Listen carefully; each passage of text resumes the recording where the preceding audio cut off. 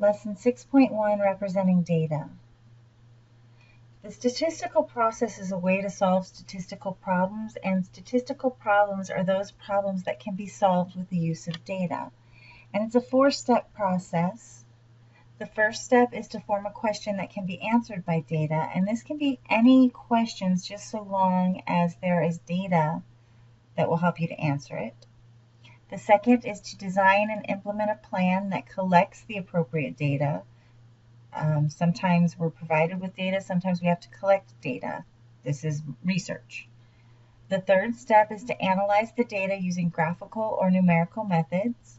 And then the last step is to interpret the data in relation to the original question, so that once we've collected and analyzed the data, we then interpret it based on the original question to determine the answer to our question. The process was created so that statisticians could use a standard process for performing analysis to make informed decisions and compare data. And in this way, everyone performs analysis in the same manner so that we have standards, essentially. Okay, so the first step was to form a question that can be answered by data, but not every question could be answered using data. So some types of problems that can be used are understanding variations in data, applying to specific populations. We can anticipate trends, things like that. There are two types of data. There's categorical data, which is data type consisting of categorical variables or data that has been converted into that form. Some examples include car models, gender, yes or no questions, passing or failing. And then you have quantitative data, which consists not just of numbers, but also the data that identifies what the numbers mean. So for example, you could have weight in pounds, length in inches, time in seconds, things like that. The number of questions correct on a quiz. So you see we have numbers, but we also have information that identify what the numbers mean.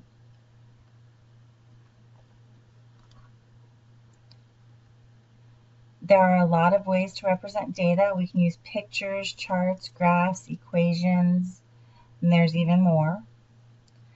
Pictorial representations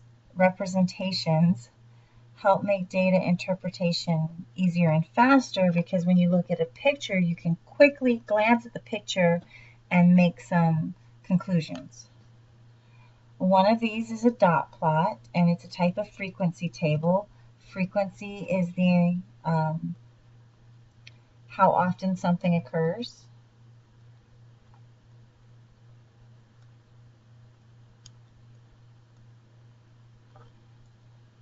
And that's what frequency tables track, the number of occurrences.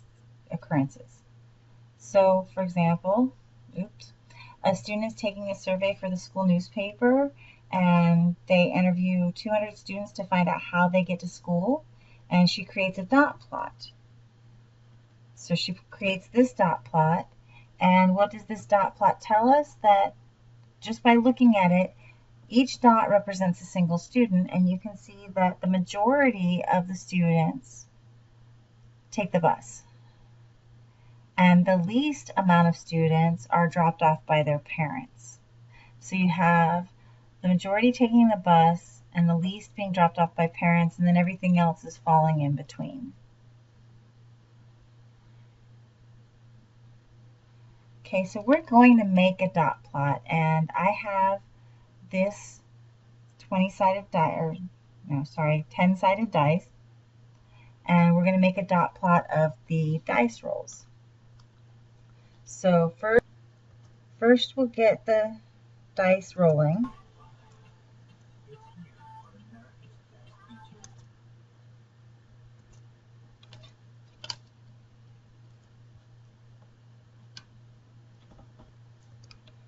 So apparently it won't let me make dots and roll the dice at the same time. So what I'm going to do is I'm going to go ahead and start the dice rolls, and we'll just keep track of it on a separate sheet of paper, and then we'll make the dots. So got a sheet of paper and I'm going to keep track. So we have a 6, a 4, an 8, a 1, a 3, another 4, a 10, a 5, another 6, another 5, another 3, a 9, a 2, a 7, another 3, another 10, another 3, another 7, another 2, and another 1, and another 8, and another 8, and another 1, and another 3, and another 8, and a 5, and a 1, and a 10, and a 6, and a 10, and that's all of them. So now that we have our dice roll, I'm going to make a plot of the data. So I did keep track. We had 3 total 6s. So we make 3 dots on the 6. We had 2 4s, 4 8s, 4 1s, 5 3s, 4 10s, 3 5s, 1 9, 2 2s, and 2 7s. Okay, so in theory, rolling the dice, in this case a die, each number should come up an equal amount of times.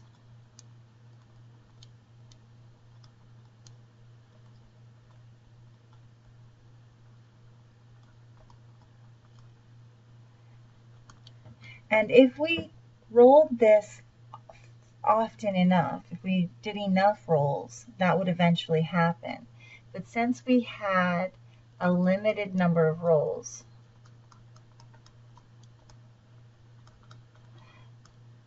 we get an uneven frequency in the numbers.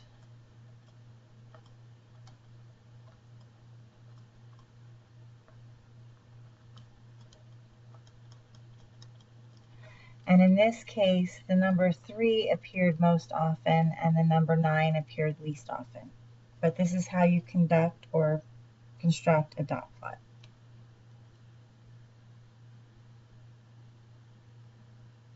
Okay, there are other methods for representing data in a visual manner. We can do a histogram or a bar graph. And I should put almost. They're very similar. They look almost identical. A histogram is used to represent numerical data, and a bar graph is used to represent categorical data. So for example, we have this histogram, which is the length of Greek tragedies in words. So we have, these are the 4,000 to 5,000, 5,000 to 6,000, 6,000 to 7,000, 7,000 to 8,000, etc., and how many Greek tragedies have that number of words. Or we have the favorite pets in Mr. Nussbaum's class. We have dog, cat, fish, hamster. Okay, so as you can see, this is numerical data. We are talking about numbers of pages. This is quantitative. And here we're talking about categorical data. Dog, cat, fish, hamster. Okay. Now you'll notice also in a histogram, the bars are touching. In a bar graph, the bars do not touch. And part of that reason is because here we have like a range, 4,000 to 5,000, 5,000 to 6,000. So this range, there are 2 Greek tragedies with between 4,000 and 5,000 words. There are 6 Greek tragedies with between 5,000 and 6,000 words. It's not that they have exactly 5,000 words. They have a range of numbers of words, and that's why the histogram bars touch. Whereas with categorical data, you have a dog or you have a cat. The dogs don't like turn into cats. It's a definite break between the different categories, and that's why in a bar graph, the bars don't touch. Okay, so we've got some different types of data. Oops. Sorry about that. And we want to determine which would be graphed with a histogram and which would be graphed with a bar graph. So remember, this is numerical and this is categorical. Okay, account of favorite type of movie. Favorite type of movie is a category. So this would be graphed with a bar graph. Average salary by career. That would be a category. So we would also have a bar graph. Type of pet each student has. Type of pet is a category. We already saw one of those. So we'd get a bar graph. County population by age. These are numerical. So this would be a histogram. Normally you'd have age range. You wouldn't have individual ages. You'd have, 0 to 10, 11 to what, etc. Number of visitors to Disney each year. This is numerical. So this would also be a histogram.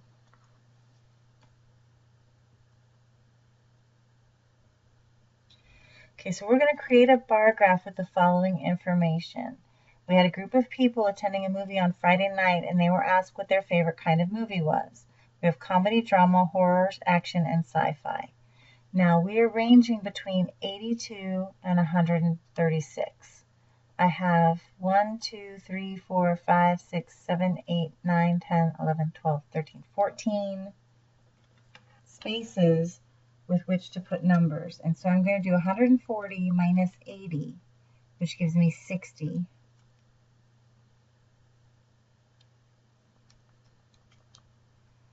Okay, so that would be 4.28 for each bar, which is not really going to work.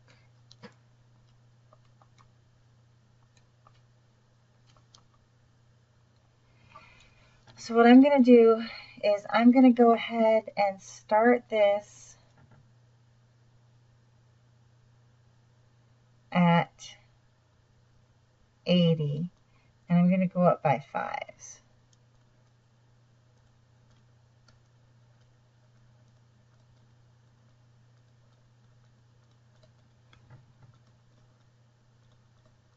Because 5 would be the least number that I could use to spread my bar graph out the furthest. Along the bottom, I will do my different categories. So I have comedy, drama, horror, action, and sci-fi. Now comedy is 105. Luckily, I have a line that goes exactly to 105. So I'll draw a bar in the comedy range, going up to 105, and then I color that in.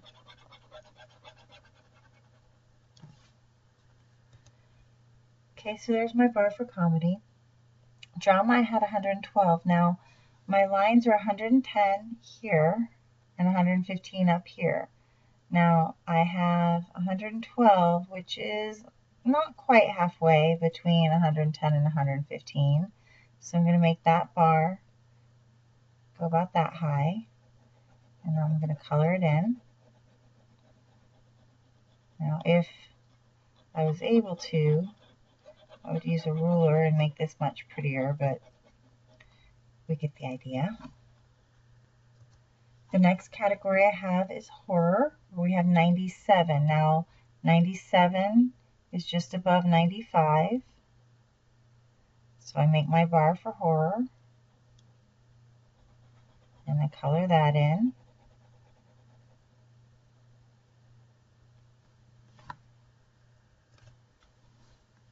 After horror, I have action, and action's 136. Now my line is 135, so I'm going to go just above the line, not too far, to indicate 136.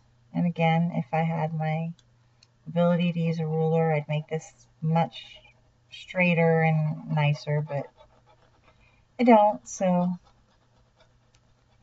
do the best with what we can with what we've got. Okay, so there's my action bar. And finally, I have sci-fi with 82. 80 is the bottom line, so 82 is going to be just above that. And there's my sci-fi. Now, what this bar graph tells me is that action is the most popular movie, followed by drama, comedy, horror, and then sci-fi. I don't need to know the numbers exactly. I can just look at this. So if, for example, I was thinking about having a movie night fundraiser, I would say, okay, well, I want to show an action movie because more people would be likely to come.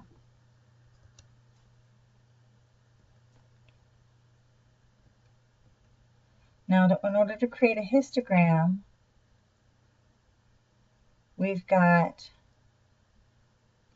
college students spending the following amounts of money on textbooks for one semester. And so what we want to do is to create a histogram, we want intervals, not just individual amounts, because this would be a pretty big graph if we did all these individual amounts. And then if we look at this, there wouldn't be that many numbers in each. So you start with a range and you break them up by tens. So we go through and we start looking, okay, 101 is the first one. And I cross them out as I go so that I make sure that I get everything and I don't leave anything behind. 198, 110, 115, 85, 95, 109, 109, 110, and 109. Okay, then I go ahead and write down the frequency so I have nice easy numbers to work with. And then I'm going to create my histogram. I'm going 1 through 6, so I'm just going to label these 1, 2, 3, 4, 5, 6. And then I'm going to create my cost interval.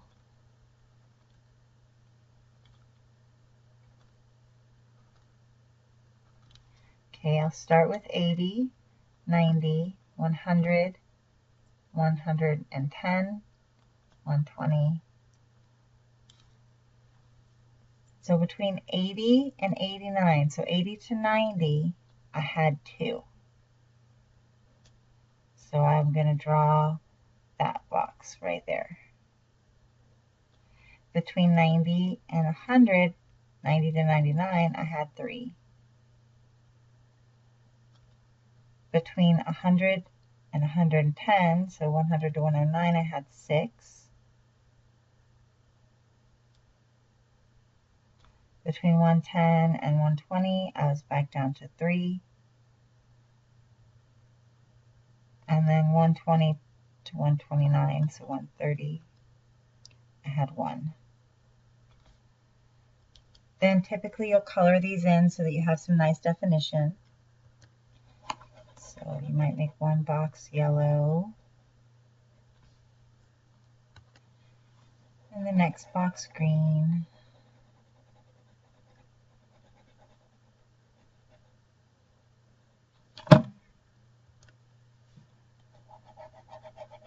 You could use blue, and you can actually, if you wanted, you could use just 2 colors and alternate them, or you can use every color in the crayon box.